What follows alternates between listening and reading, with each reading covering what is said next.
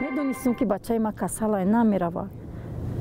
نه که این دفعه نمیدونم چه مجبور به جای دیگه کس بردنش ایرا.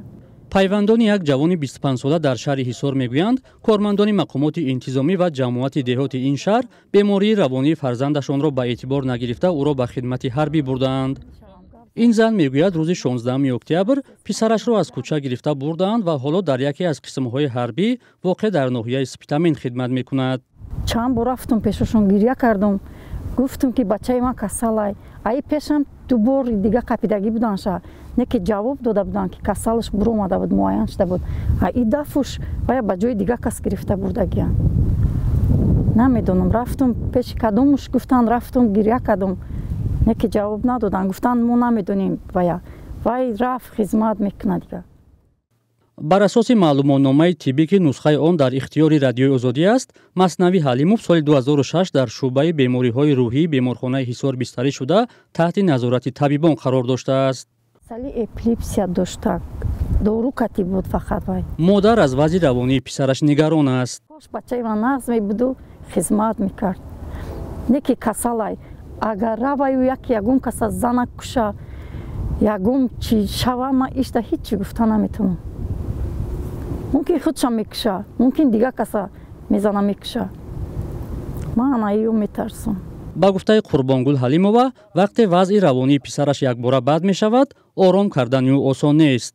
ҳамин хел бисёри бад агар гап занем ша ягон чи вай мекардем мезад ҳам мачира мезад мешикаст дига ҳичи вай ягон кас вай меғалтид бад охирда меғалтид дига ҳичи кор карда наметонистем фақат ҳам чиснок мешакидему ҳамин хели.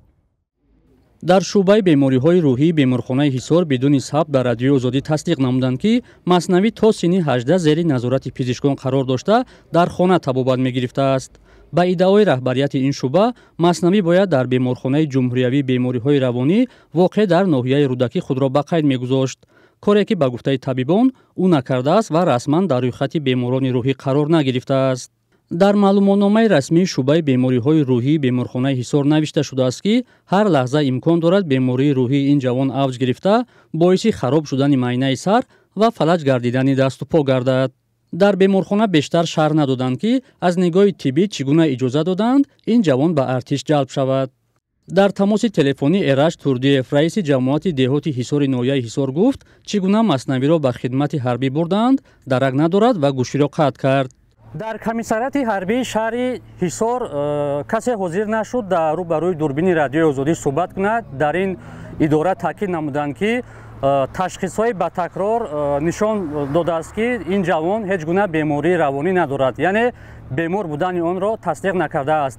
вале аз кормандони комиссарияти ҳарбӣ мо дархост намудем ки оё ҳозир ҳастед хулосаи ниҳоии чунин ташхисҳоро ба мо пешниҳод кунед. онҳо рад карданд. ба қавли хонаводаи ҷавон бемории ӯ бар асоси ҳама санаду ташхисҳои тиббӣ исбот шудааст ва талаб доранд Маснавӣ аз артиш баргардонида шавад.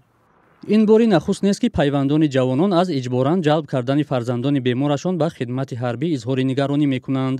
дар гузашта низ борҳо волидону наздикони сарбозоне садо баланд карданд ки ҳини даъват ба артиш вазъи саломатии фарзандонашон ба инобат гирифта намешавад.